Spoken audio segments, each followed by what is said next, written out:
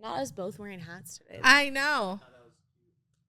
No. I think we both. I was like, oh, we both have dirty hair. My hair's super dirty. Like, let me throw on a It's hat. both of our days off, so usually our wash days today. Yeah, no, for real. And even I don't know. I like wearing hats. Honestly, I literally only wear hats if my hair is dirty. Oh, see, sometimes I'm like, ooh, this will go with the fit. Not today.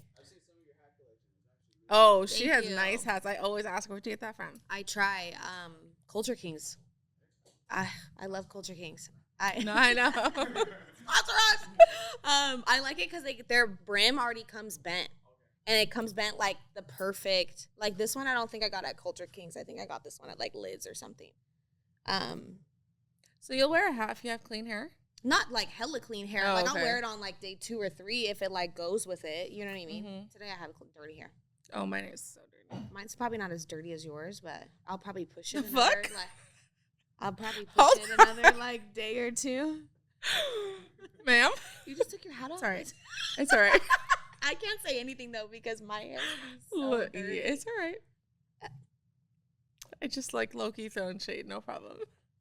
You're gonna wash it. You're gonna wash it for me after this. When you wash my hair, you literally know that my hair is so dirty. Yeah, I can't be bothered. It's okay. You know, it's every hairstylist knows For what's sure. up. Well, because it's like you spend all day doing everybody else's hair. You don't want to do. Mine's the last one I want to do. I don't want to do anything with my hair. Yeah. And then I decide to put extensions in it because I think it's hee hee ha ha, all fun and games, and then I have to blow dry it, and I'm like, yeah, but it makes your hair last longer. It totally does. Yeah. Like if I didn't have them in, I'd be washing it every other day. Yeah. 100%. So how was your weekend? My week? How was weekend? My weekend was good. Oh, are we starting? Yeah. Are we going to introduce ourselves? Oh. Okay. You do the intro. No, I don't know. Hold on. Okay, I'll do the intro. I'll do the intro. Are we ready? That's what I said. Mm-hmm. Over here making fun of me. Actually, Desmond's making fun of us. All right, welcome back, everybody. This is Haneen, Beauty by Haneen. This is Painted by Juju. Welcome back to the Bleach Podcast. Ooh, period. Wow, vocals. All right, Julia, how was your weekend? My weekend was good. My week has been kind of busy. It was super crazy. Moved into a suite, which is nice, great. I'm super happy, so grateful. It's just been a little like hectic. I took yesterday off, which was so nice to just be able to like not do anything yesterday. But yeah, that's really it. I've just been working. I literally was looking at like when I didn't drive to Stockton the last time, because I took yesterday off. The last time that I had like an actual day off was like the 24th of February. Dang, girl. And then I was like, oh. That's what, 3 weeks ago now? Yeah. It was like 2 weeks. No, it was 2 weeks. Okay. It's 2 weeks ago. So yeah, it's been crazy. I've been tired, but I'm really excited for this week. But that's really it. Honestly, I haven't really been doing too much. I know I had a really busy week too. I don't work super long, like 11, 12-hour days anymore because they have to get the kids. And I did on Friday. Yeah, when you were here, you were like, I'm going to be here till, I was like.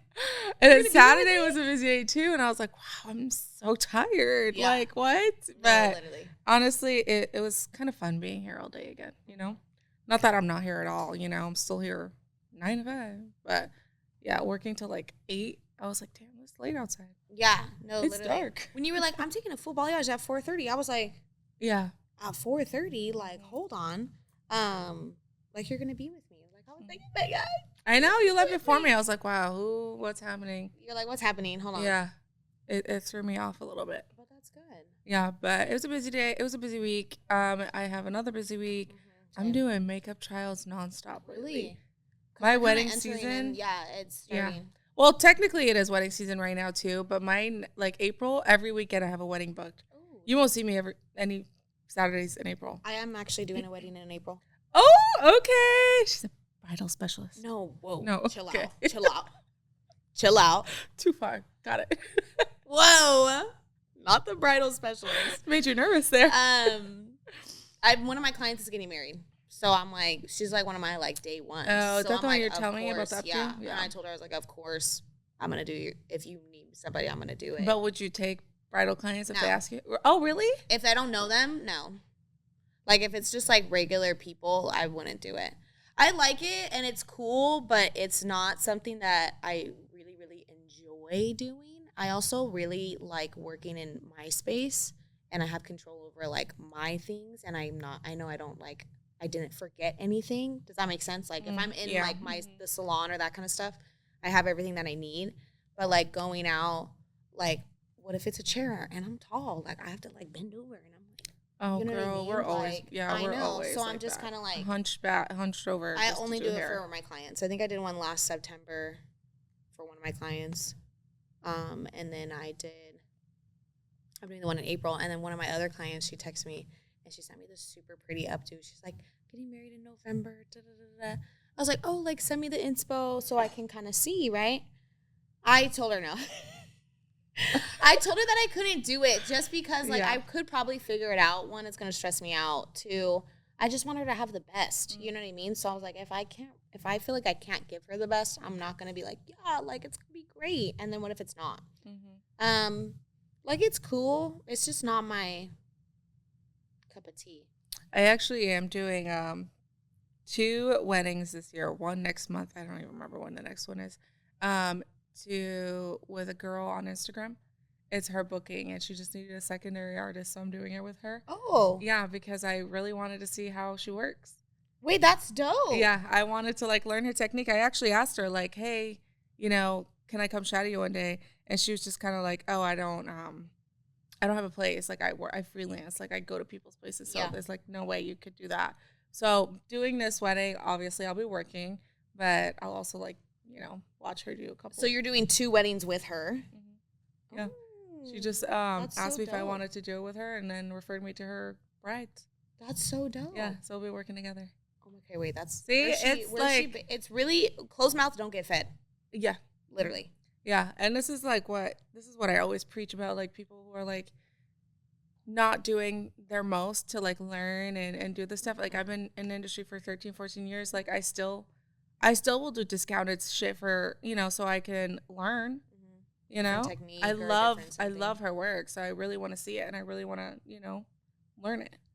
So it doesn't matter. Like, I could have booked, you know, something else for more, but why not take this opportunity when I can? Yeah, and I feel like, especially in our industry, you have to always be learning. Yeah. It's like a non-negotiable. And actually, it was nice. She wasn't like, oh, like, I'll book the whole thing and give you, like, a portion of it. She just can only handle a certain amount at a time.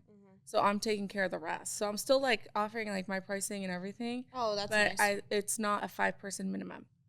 You know what I mean? Because I usually do a 5-person minimum to travel on site. So I'm doing, like, 3 people one day in April. And I don't mind. And honestly, it's probably kind of a chill day, too. It is, yeah. Like, you know what I mean? Like, you're usually, especially when you do weddings, like, I've done weddings with you. It's low-key, like... I love it. It's nonstop. You nonstop. do not get a break. You do not get potty break, water break, nothing. Nothing. But at least it's, like, 6 hours straight, and then you're done. And then we start hella early, like 6 a.m., 7 a.m. Dude, you're done by 1 or 2. Starting hella early. I'm literally starting at, I think I'm starting at, like, 6. It's, like, the first one, so I'll be there by, like, 5:45. And I'm like... Well, they need to be ready by 12, and I was like, I just want to make sure that everybody is, like, good, you know, has time. If they want touch-ups or whatever. Because what if I get there and, like, everybody has, like, so much hair? You know what I'm saying? My bride, she's one of my first clients. It's her and my dad. I used to work with her at Chipotle. She was, like, one of my employees, everything like that, right? Love her. She literally came and got a haircut from me while I was in school. Oh, nice. I was like, oh my God. And like, she's getting married and stuff. Like, oh my God. Yeah, it's almost so like you have to take it because. Well, duh. And she literally, she's like from Central Valley, and then she moved to Texas, I think, with her husband because they got married last year. And now they're doing like the whole thing. So even like when she gets her hair cut or colored, like she just, whenever she flies down, that's when she comes and gets her hair done. I'm like, Yep. Yep. I actually fly me out if you guys want to fly me out to do hair. I have a client who moved to Boston, actually. Oh. Yeah. because she got married. But every time she comes visit, she'll still come see me. And I'm like, I love her. I love that.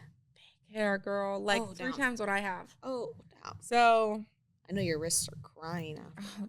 Honestly, my wrists have been going numb. So I'm like. Honestly, same. Do I need a different career? No, for real. I literally hope this podcast thing works. I know. So then we could just be sitting here. With wrist braces and everything. No, for real. It's super physically demanding. I feel like a lot of people don't really get that. But honestly, I do too. I love every moment. I love it too. All right. I have a question. Okay. Let's get our questions out. What is a must-have tool or product that every hairstylist should have? And I know there's many, but like, what is like my go-to? Yeah. Ever since I got that unbrush, it's been a game changer. Now, it's been a game changer for people like my curly girls, people who get tangly hair like super easily.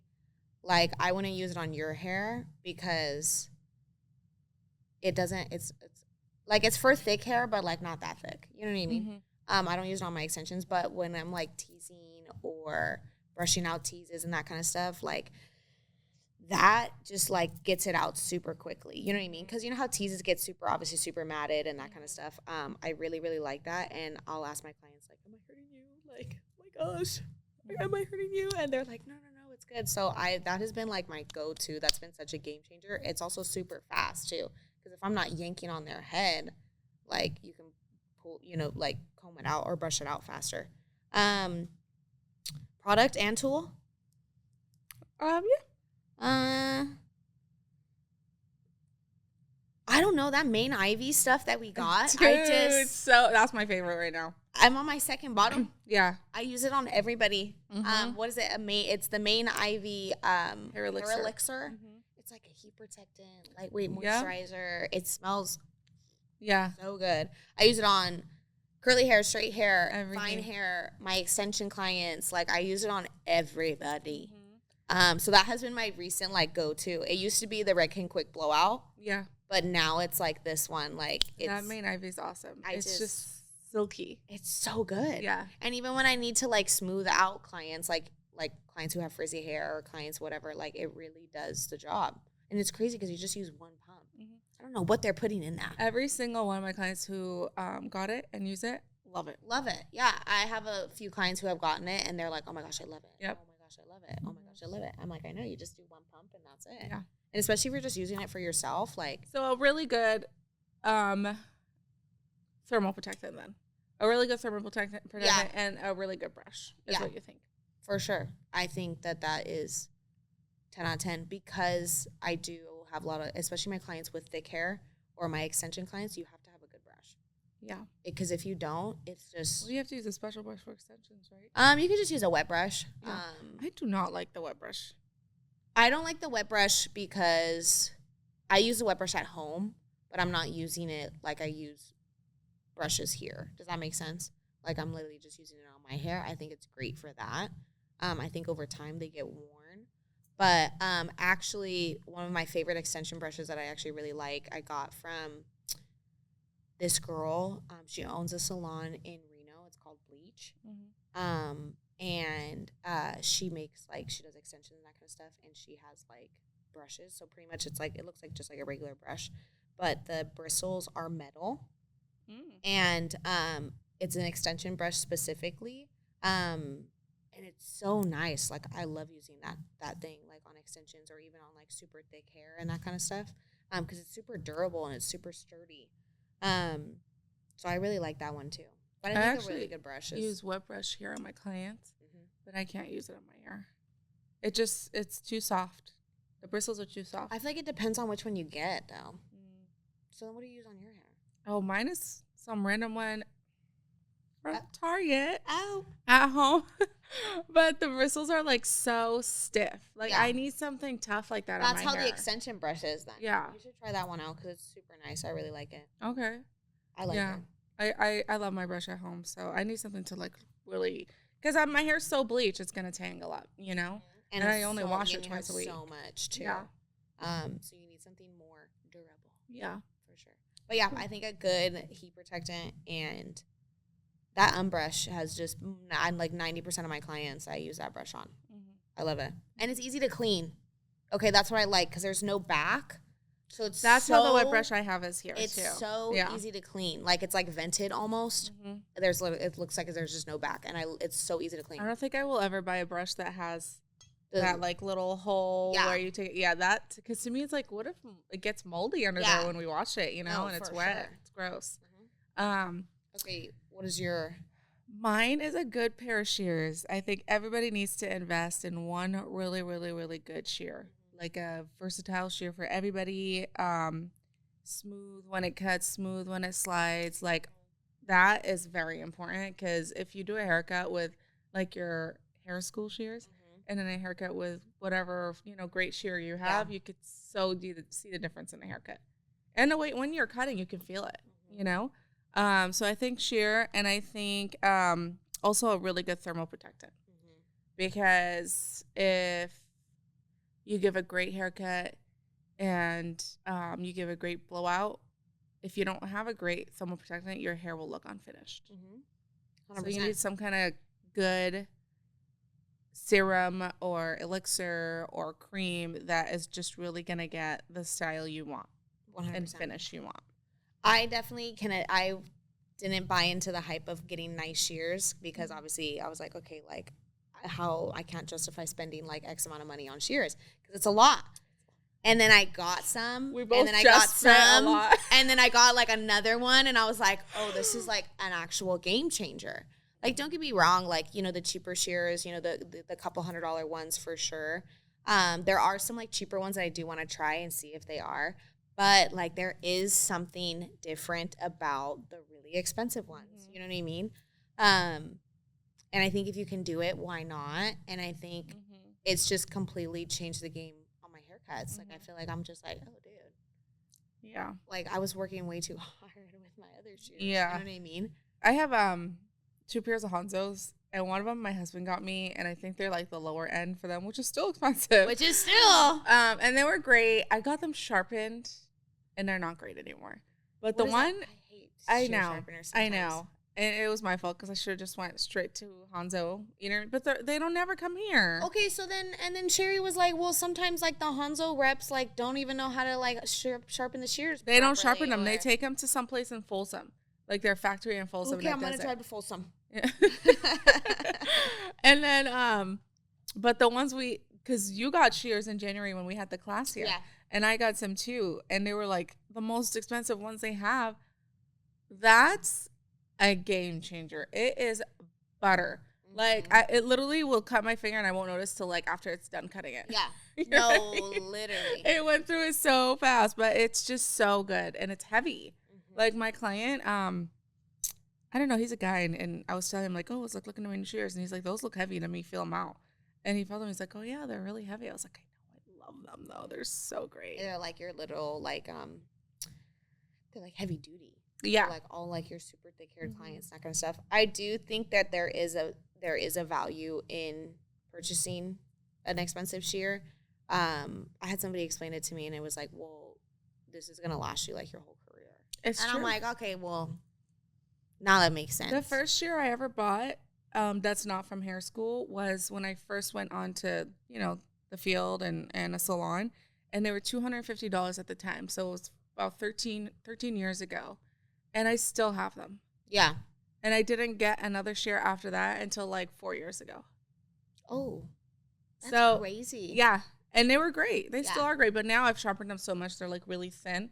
So they're just backup shears. I never throw my shears away. No. That'd be weird. Yeah. I don't think I've ever met anyone that throws them, but if they do, that's wild. That's wild. Yeah. I had seen a Facebook Marketplace thing, and it was like Hanzo shears, and it said $300. I was like, this is too good to be true. And it was like brand new. And I like messaged him. I was like, do you have the box?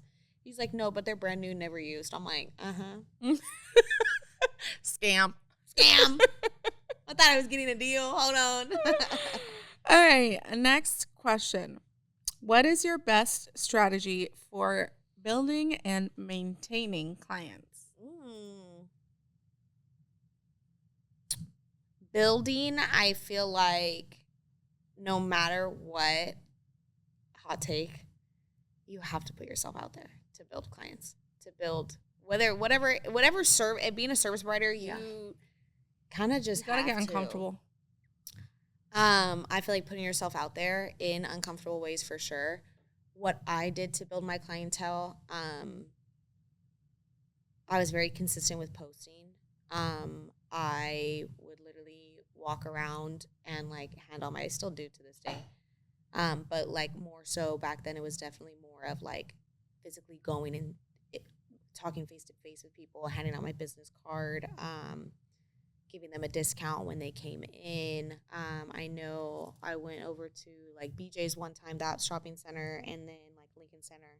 I had some lady tell me she already has a hairstylist, and I was like, okay. I'm gonna cry. She's like, I already have one. I was like, oh, okay, no problem. I was like, okay. I mean, if you don't, if you need another one, fight for a hairstylist. Damn, I hope my clients do that for me. So that was like the main thing. I feel like now though, definitely being consistent on social media, it's just literally putting yourself out there. Because if you don't, and you're so good at that, and people are like, oh, I don't want to sell myself. Da, da, da, da. I'm like, you are your brand though. I think everything is at the end sales. of the day, and it's like at the end of the day, like they could go somewhere else and get a different haircut. They can go somewhere else and get the same haircut, the same color, whatever, whatever. Like, but it's like, what are you gonna add to your service and your value? Sometimes you just vibe with people, right? So, putting yourself out there. Now when I get everywhere I go, I was at the dentist the other day and I got 2 clients from the dentist. If you guys are watching it. But like they're talking to me like, oh, you're off on a Monday, and I'm like, yeah, and I don't even wait for them to ask. Like I'm like, yeah, I'm a hairstylist. Like I make my own schedule, but like I'm still like working all the time. You know what I mean? Like we're joking around about it, and they're asking. I'm literally doing consultations while I'm like sitting in the dentist chair. Like you know what I mean? So really like putting yourself out there. Like, I feel like you have to be. It's just you, right? So it's like you have to really go out there and market yourself and put your name out there and kind of like, hello, like, you know what I mean? Like how many text messages you get from Fashion Nova or emails you get from Fashion Nova about sales and that kind of stuff. So kind of like be annoying about it. Yeah, and I feel like what I've been doing too, I feel like a really good thing is referrals. When you're first starting out, I think is definitely really, really good because then like people are like, oh, I get $20 off a haircut, and then my friend gets $20 off a haircut. Okay, perfect. Oh, my coworker can come. You know what I mean? I think it's definitely a lot of like word of mouth. And that really works. I mean, what was like any service that you have that's so good? Don't you go and tell people? Oh, 100%. Like, especially my bestie. Like, I'm like, oh, I just got the best massage, dude, or I just got the best pedicure. You know what I mean? And if I tell you, you're always like, oh, where'd you go? Yeah. You know? No, I literally like your massage girl is like my massage girl. Now we're like this. Yeah. But and I feel like word of mouth is huge. Yeah. I also feel like kind of going back to when you were like saying like, oh, about the lady that you're going to work with for makeup. It's like closed mouths don't get fed. I will literally follow. If you see my following on my Instagram, I follow so many people on my personal page, on my work page. I literally will follow, like if I get new followers, I'll follow them and then like message them and be like, just introducing myself. And I started doing that probably like a year ago, and that was like a huge thing. That's how I got Jen in my chair, actually, which is so smart. And I never thought it would to do that. I've gotten so many people, right? And one of my clients, she was like, these men aren't even sliding into my DMs, and you're sliding into my DMs. She's like, I'm for sure coming to you. I'm like, yep, I got it. And I think it's like, and I don't do it. And sometimes they'll reply, sometimes they won't. I was like, there's this girl. She does like a content creator. I think she has like 150,000 followers or something. She's super cute, whatever. She's like fashion, like health, like that kind of stuff, just like a regular content creator. And I followed her, and I recently found out that she's in the Central Valley. Dude, I was like, let me message her. And she responded. Oh, and I was like, okay. So I like introduced myself. She messaged me, and she's like, oh, like I had just recently chopped my hair, this, and this. And then I try to like interact with her stuff, because then like, on her For You page, like my stuff is going to pop up. I just feel like just introducing yourself or just putting yourself out there like that too on like a personal level, like that has been such a game changer. I've gotten so many clients from that. And it's like, it's funny, when Jen first came into my chair, I messaged her back in like November of whatever year it was.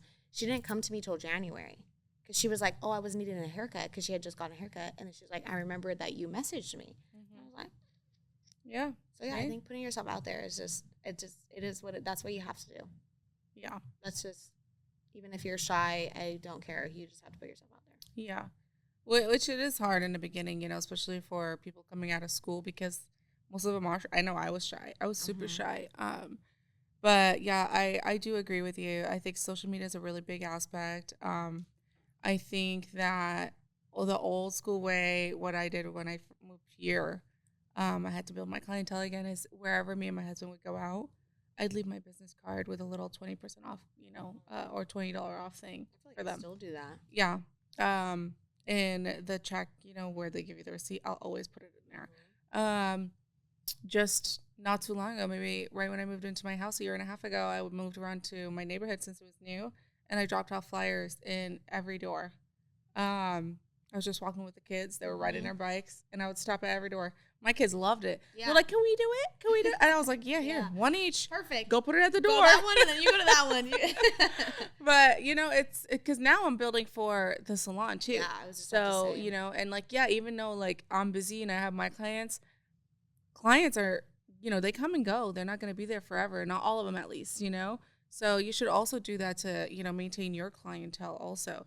100%. I think the best way to maintain clientele is customer service. 100%. Just because you've been doing their hair for 9 years, 10 years, your customer service always has to be top notch. You can't slack. You can't just be like, oh, I've been doing her hair forever. I can do whatever I want. She'll be fine with it. No, because people still care about how they look. Sure. They care about what they want and needs. And if you're not meeting that after a few years, they will leave. So a lot of my older clients who started coming to me, I asked them, why'd you leave your old hairstylist? And a lot of them were like, oh, they don't even recommend me, new products anymore. They don't tell me what to do with my hair anymore. They don't blah, blah, blah, blah. You know what I mean? Any product I get, I'm like, look what I got. Yeah. This is how I use it. Blah, blah, blah, blah. I'm trying it out. Oh, this is a new product. And I'm not even trying to sell it to them. I'm just like, oh, and one of my clients, she was like, oh, can I buy it? And I'm like, actually, I don't have it. I'm just testing this out right now. Yeah. Let's wait a couple months before I want to sell it to you or not, because it might not be good for you. Mm-hmm.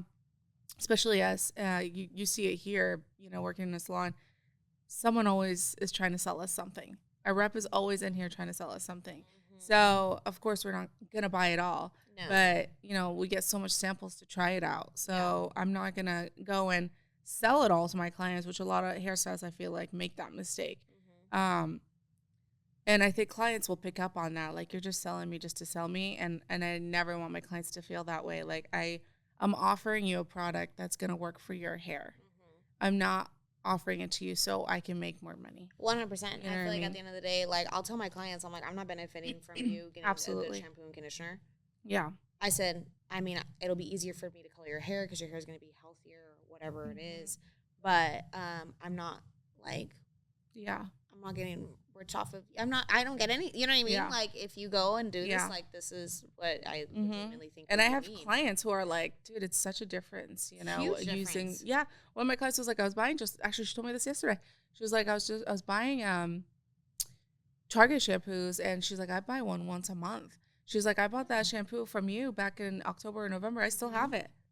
Yeah, it's more concentrated. Yes, and it's better, and it's I swear to you, yes, they are a higher price point than Target, Walmart, CVS, whatever you're gonna buy it from, but it's worth it. Your hair will benefit. Your pocket will benefit. It's great quality products for you. It's not a sales transaction at all. It's literally what I think would be best for your hair to thrive.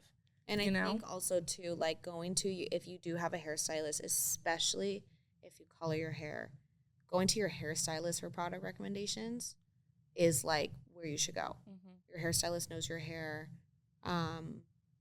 They know how your hair dries. They know how it, you know what I mean? They know your hair, the person at Ulta or the person at, you could tell them oh, I have frizzy hair. what should I get? And they're going to be like, oh, well, maybe you should get this, this, and this, or try this, this, and this out.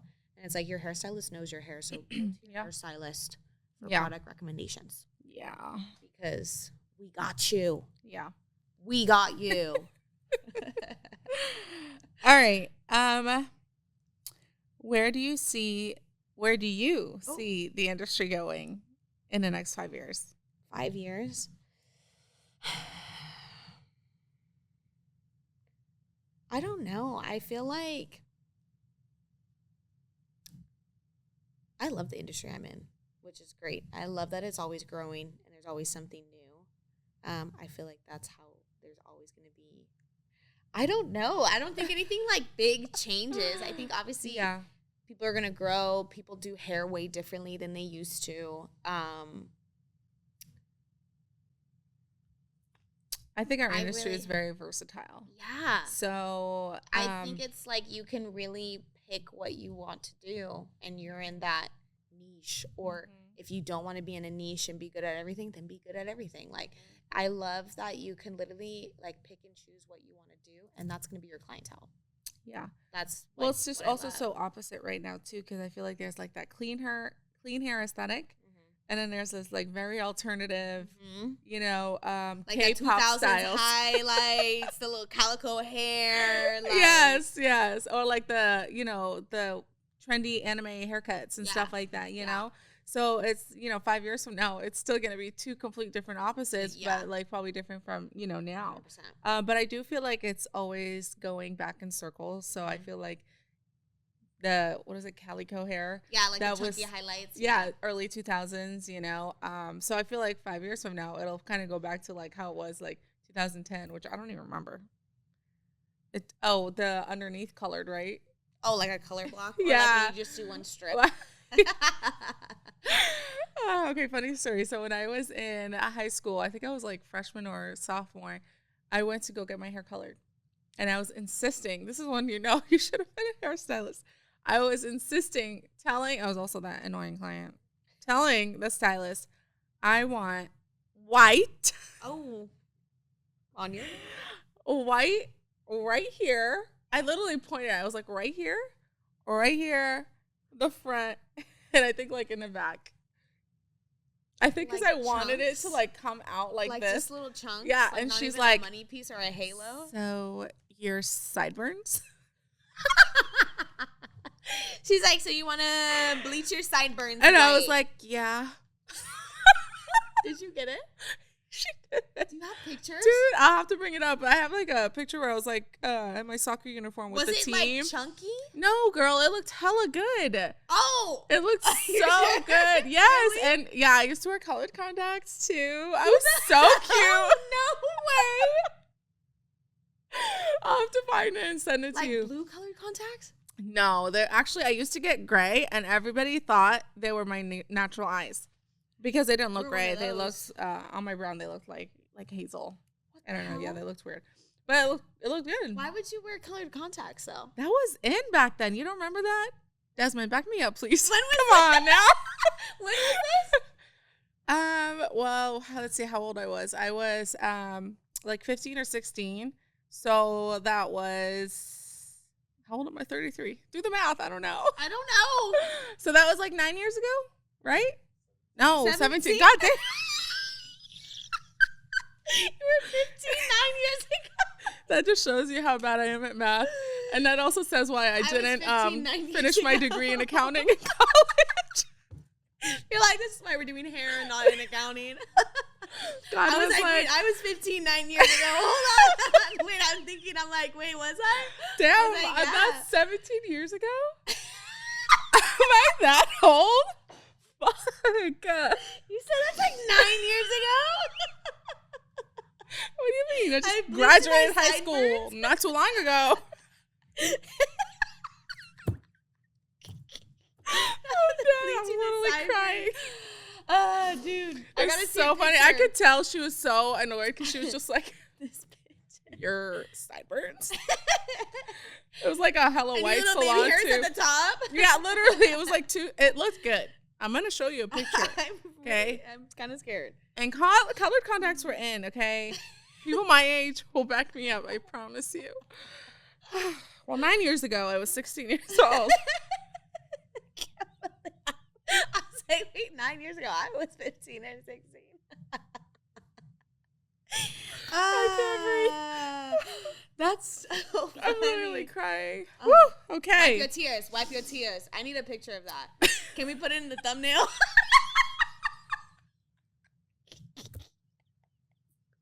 With your colored contacts. You probably have hella filters on that picture too. No, I don't. That was a school picture. Oh, you have a also school filters picture. weren't around then. God, I'm just fucking old now. I just sound old and old. No, not like filters. the ultra like you know those super edited filtered like pictures that like used to be on Instagram. You know what I'm talking about? Made it like brown yeah, and, like you know what I mean? Yeah. Yeah. I gotta see a picture. That should be on the thumbnail though. With the color contacts.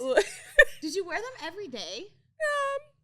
I wore them a lot, but I don't know if I wore them every day. Girl, I was that girl in high school where literally I was wearing my mom's heels to school. I literally went hair, She's makeup. That girl. I've been that girl. Okay, ago. don't play. All my high school peeps don't know. I was always dressed up. Really? Yes. Well, my mom was like really strict. Like, you don't go to pajamas in school. Yeah. You don't look like that to school. You don't go without, unbrushed hair to school. Yeah. Like, she didn't want me fully caked on with makeup, but she was also like, you need to be presentable. You can't look homeless. Yeah.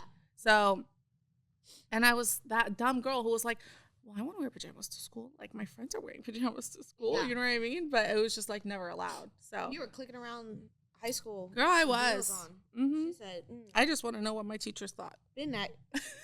15-year-old wearing heels, a dress, hair and makeup fully done. They're probably like, what the? It's too early for this shit. Like, hold on. It's like 7 o'clock in the morning. What time did you get up? I just rolled out of bed and I used to love it. I used to love waking up early and getting ready. Yeah. And I was like, it's not like I just went to school and went home. Like, I would go to soccer practice or lacrosse practice, and then I would go work, too. Yeah. And then after that, I would get home at like 10:30, 11, shower, go to bed, do it all over again. Isn't that crazy? You used to have so much energy, and now I'm like... Such a freaking hustler, back then, I mean, still. Do you feel like that's kind of like what got you into the industry, though? Like, you kind of just having... Or not what got you into it, but, like, what kind of, like, got you interested in doing it? No, because even then, I still never thought, like, oh, like, I want to do hair or makeup when I grow up. It was never like that. And my friends would ask me, like, oh, do you want to, can you do my makeup for prom? Can you do my makeup for this dance? Whatever. And I'd be like, yeah, I come get ready at my house because, we all got ready together, too. We're just girls with colored contacts. Oh gosh, that's so funny. So we would get ready, and not until after I was so sure that I was going to school for accountant and then doing investigative work with that. Mm-hmm. So I really liked that part of it, and I only went for it because I went to we called them VOTEC high schools. So while you're in high school, you take like a college course of what you want to major in. So I did business accounting. So when I went to college, and I got it so easy, it was so easy for me to get, right? So I was like, this is kind of cool. It's chill. I can go through college like nothing. And at the first 2 years, I literally aced all my classes hardly being there because I just knew everything already from high school. So that was kind of nice. So that's really why I picked it. It's not because, I loved accounting and I loved numbers. Like, yeah, I do like numbers, but like it's not for me. And then after... I think we spoke about this before, but, meeting the girl that my brother met, and she did makeup. So assisting her is really what made me. She really inspired me to go into, makeup. And then being in Boston, wedding season's only 3 months. Mm-hmm. So I was like, what do I do for the rest of the year? Mm-hmm. So that's why I decided to do hair. So it was almost like, I need something to back me up while I do weddings. So I didn't even know I was going to, like, really love it. Isn't that crazy? Yeah. And now we're here. Thriving. All right. Next question. So, ChatGPT predictions of the industry. Ooh. I asked ChatGPT what it thinks of their where predictions do you think of the industry. Yeah. Is it there? So, I asked, what is your prediction of the hair beauty industry for the future? It says the industry is I'm going to quickly kind of read over it. The beauty industry is evolving rapidly, and several key trends are shaping its future. So personalization and AI. So instead of you doing a consultation, AI will do a consultation for you, which to me, I was like, that's crazy, right? Because you don't know what is happening with, the client's hair or not. But I actually just saw a video on Instagram of like these mirrors that have like filters on them of what looks best on clients, depending on like, what haircut they want and all that and color and everything. So they can kind of see it before they get it. Yes. And there's these mirrors like this, it was like some, salon in Asia, highly advanced. And it was super cool. So then my question would be though, like, when you're doing a consultation, yes, that would be cool if they can like kind of see like what things are going to look on them. Cause I think that's why people are scared of coloring their hair sometimes and that kind of stuff. Right. But, that would be dope. But then also doing a consultation though, it's like you have to go through all of your hair history. Hair is kind of unpredictable. So that's where I would be a little like, is it actually going to work? Because it's like the client has to be, tell you the truth, right? Or tell AI the truth about like their hair color history. And it's like, are we going to put down dates? Are we going to put, you know what I mean?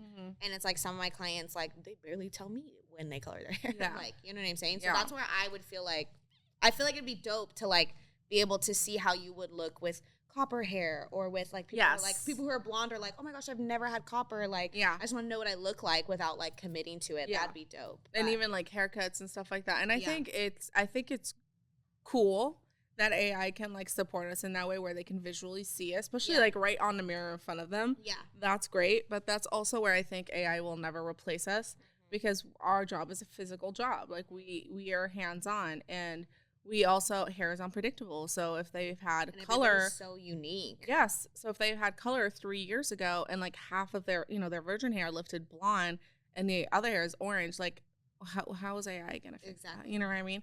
So I understand where it's saying where like AI is going to like come into our industry. And it says actually consultation and virtual try on tools. Yeah.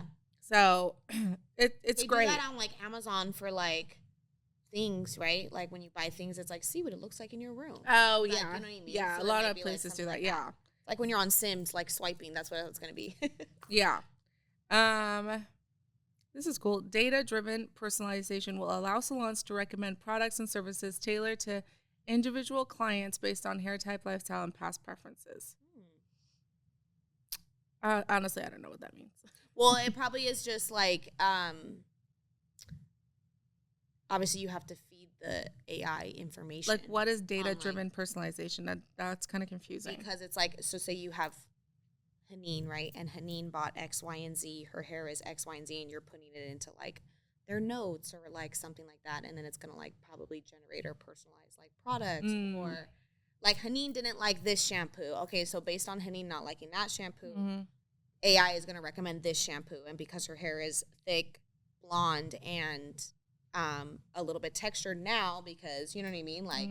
That's what I feel like, but we're going to have to, like, put that information in, obviously. Does that make sense? Yeah. That's what it sounds like. That's kind of too much work, though, because we already know it, so why don't we just recommend it? Exactly. It's literally just product knowledge. Exactly. This is cool, and I feel like this has been happening for a little while already. Clean and sustainable beauty. So more salons will adopt eco-friendly practices, biodegradable products, and refillable packaging. So you know that back bar stuff that I bought now? It's refillable. Oh, that's dope. So instead of buying more, I can buy more. Yeah. But I can buy like bigger gallons in bags and just refill them. That's dope. I know. So that's really cool that's that. I feel like the industry is already kind of like going that way too. Just because people are trying to be more aware and of waste and that kind of stuff too. It says non-toxic hair products will continue to rise, pushing brands to innovate with plant-based ingredients. I don't believe in non-toxic for chemical services. Yeah. Like when it doesn't make sense. Yeah. It's sorry, you're not going to get your grays covered with no ammonia. We've tried it. It doesn't work. I will tell you, though, I kind of have unpopular opinions about, like, shampoos and conditioners that are, like, plant-based and clean.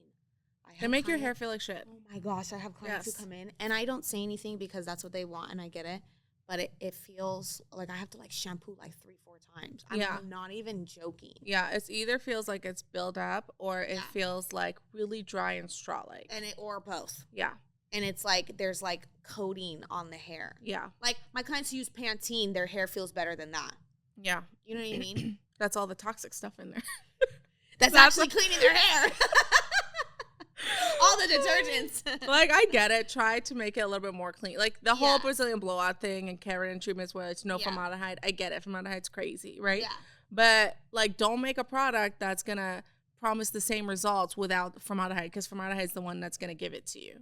That's the main ingredient, really, you know, or the strongest ingredient. But then it's also like too. It's like it's not like it's harming anybody. Yeah, that's what I don't get. Yeah, it's like it's not harming your client. Your client chooses it, right? Your client picks it. Hopefully, your stylist is educating your client on what it is. It's potential risks. That's really what it is. So, but I mean, that's like that with everything. When I go driving, yeah, like.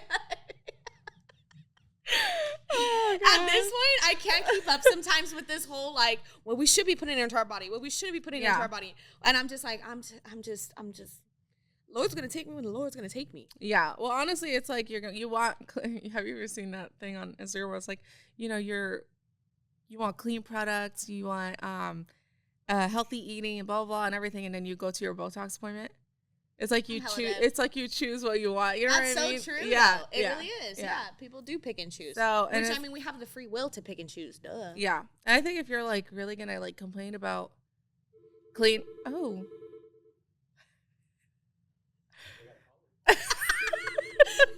him on the phone. Probably you're calling from a salon. Oh gosh, I'm dead. Pause.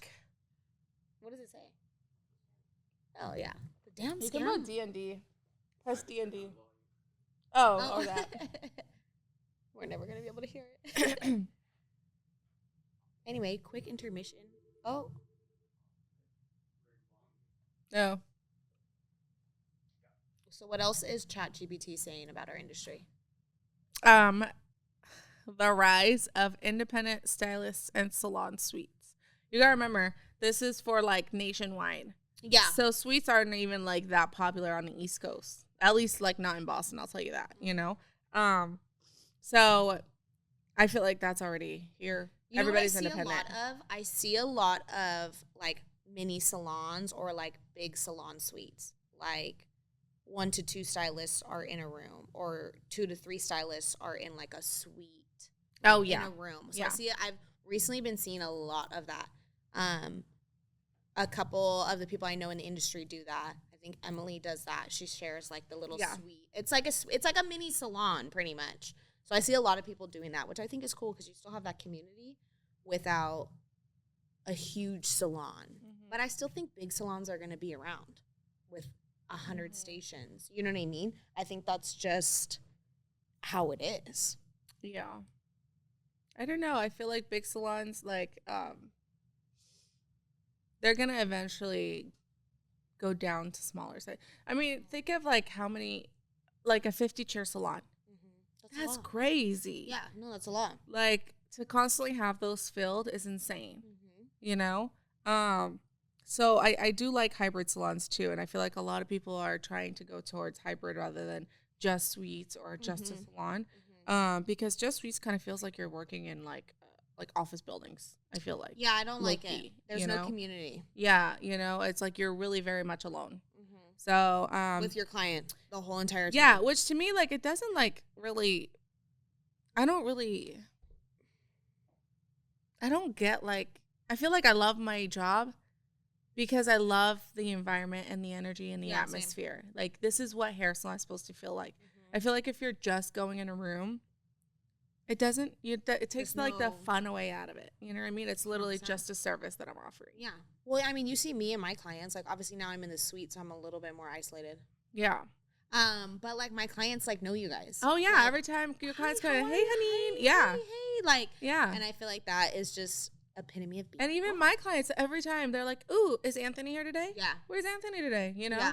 Yeah. Where's Julia? She was working here like literally all week," and I'm just like, I love that. You know, it's like literally we're like a salon community. Yes, it's great, and you don't get that off of just suites. But to each their own. You know, some people thrive just being alone. They're very like you know, closed off or whatever, you know, to themselves. And I think that just goes back to our industry being like you can literally do whatever you want, which I love. You can literally have a salon suite and be in your own thing, and you know maybe your appointments are a lot longer. Like if you're a braider or something, like you know what I mean. Then you want to not have all this noise because you're just doing a lot of like repetitive stuff. Like I totally get it. I just think it just goes back to you can literally work in whatever environment you want to work in, pretty much. However you want to do it. And there's so many routes you could take in our industry. For sure, which I love. It's endless. The possibilities are endless. Honestly, half the stuff we're already doing, inclusive and gender neutral services. Mm-hmm. So instead of saying like, oh, it's a men's cut or women's cut, it's like a flat rate price for either or, like either short hair, medium, or long. Yeah, which I totally get sometimes too. Mm-hmm. I just don't think it's fair to say, oh, it's just a short haircut because you're cutting, hair down to your ass all the way down to your, shoulders. That's not it. Mm-hmm.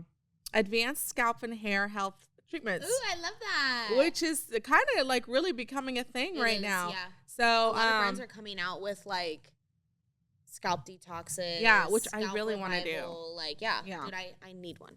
Yeah. So scalp facials, micro needling, and LED therapy to promote hair growth. That's crazy because, we already do that for the face. So, like, why don't we? Also, treatments targeting hair loss and thinning, incorporating PRP therapy, which people do that for facials. So, that is platelet-rich plasma. So, what they do is they take your blood and they put something, I don't know, whatever, in there, and they spin it to mix it and then put it back into your skin. So it like really promotes collagen and it like for doing that for your hair, pretty much for like hair growth and that kind of stuff. I love it. Yeah. So it almost like makes you like bring new cells and PRP is like really like a thing right now. PRP microneedling, non-traditional hair colors. We already do that. Yeah. See what I mean? Like it's constantly repetitive. Yeah. Like our industry always goes back into circles. It's like a revolving door. Yes. Social media and influencer driven trends. So platforms like TikTok and Instagram. Hairstylists with strong social media presence will have a competitive edge in attracting and retaining clients, which is already what we've been preaching about. Mm-hmm. Technology and automation salons. So like AI driven salons. Yeah. DIY hair care, expansion of DIY. Yeah. Oh, yeah. So, like, professional grade masks that you could, DIY at home, I guess. Oh, that sounds a little scary. Yeah. Or hair care regimens shipped directly to clients. Hair care? Yeah. Shipped directly to clients. Like a subscribe and save type of deal. Oh, that's kind of dope. That is cool. Yeah. Kind of like how they do for Amazon with, like, vitamins and that kind of stuff. Yeah. Mm-hmm. Holistic beauty. People already do that. Yeah. So, what this means for you as a business, this is what I liked. Leveraging influencer marketing and staying ahead of social media trends will be crucial for brand visibility. This is why I think we were talking about this on Saturday, how you were like, oh, like we don't need to post every day. Mm-hmm. This is why I think it's important, especially for new stylists or if you're creating something new. Mm-hmm. You need to post constantly because there's millions of people out there. Mm-hmm. I mean, in our little town that we are in right now, there's so many. There's like thousands of hairstylists. Yeah. You know what I mean? So you're competing with all of those for clients. Mm-hmm. I mean, we have a big city actually, like there's a lot of, population here, but it is crucial for a brand, 100%. Also, like you said, Fashion Nova be sending so many emails. They're posting like 20 times a day, you know what I mean? And they get my money. And they get my money. And I'll be going on there. It says 60% off every other week. Like. Yep. Offering specialized services. So for you, extensions. Yeah. Me, makeup. So making it like your niche type of thing, like you said. Yeah. So yeah, embracing digital tools for marketing and streamline operations. So like booking websites and stuff like that. So I think we're doing good. I think we're on the right edge. We are the beauty standard, right? I think so. Shit. But I'm excited. I think the industry there's always going to be new stuff, always going to be growth. And in this industry, you have to be adaptable. Yeah. I think this is why it's very important for taking classes in advanced education. Mm-hmm. A lot of my older clients also were telling me like their stylist just never takes classes and it's always the same thing over and over again. Mm-hmm. So change is good. Learning is good because our industry is ever evolving and it will never stop. Yeah. And it's kind of scary, but it's also, I think it's super dope. Yeah. It's more like, okay, there's going to always be different opportunities or different things to learn or. Yeah. I feel like once you stop learning, you stop growing. 100%. So it's really important to, and I'm not saying take 10 classes a year. Yeah. That's a lot, but more like 2 classes a year, or a class every other year. Like, I took so many classes last year. What did I tell you this year? I was like, I'm not taking no classes this year. Yeah, literally. So. I think I'm doing 2 this year. I just did 1, which was game changer. Mm-hmm. And then I'm doing a hands-on cutting class. That's cool. Oh, yeah, you were telling me about that. That's exciting. Business trip. Can't wait. When is that? August. Oh, that's exciting. And I guess Seattle in August is, like, really good. I've never been. Yeah. And I'm just going to live life. I liked Seattle. That was cool. I'm excited. Just want to go to the Starbucks and the new first one. The first one? The big one? Sure. And get a coffee at the, what is it, Pike Place? Not Pike Place. Market Yeah, place? I think it is called Pike Place. I don't know, actually. You know that whole little market and they have, like, Yeah, you got to go see the gum wall there. Okay, I'll go do that. Yeah. I don't know what that But you know that Starbucks can have a line around the corner, right? Oh, well. I'll be waiting. I'm there. I'm Don't waiting. they do, like, drinks and stuff, too? I don't know. I didn't go. I went to the local coffee shop. Okay, anyway. We'll go to the local coffee shop. We'll find the local coffee shops. It's really cute, though. I'm excited. Mm-hmm. Yeah, I'm excited. I want to go somewhere. Come. Fly out. I'm scared to fly right now. Oh. Me booking flights. Oh, whoa. Alrighty. Right. Thank you guys for joining us on our little podcast, Bleach Podcast. How did I say it earlier? I'm not singing. Yeah. All right, guys. Let us know if you have any questions. Yes. Put them down below. Follow us on Instagram. And yeah. YouTube. Subscribe to our YouTube. We'll see you guys next time. See ya. Bye. And TikTok. All of it. All the above. Just look us up on everything and follow on everything. We need to do better. Outro done.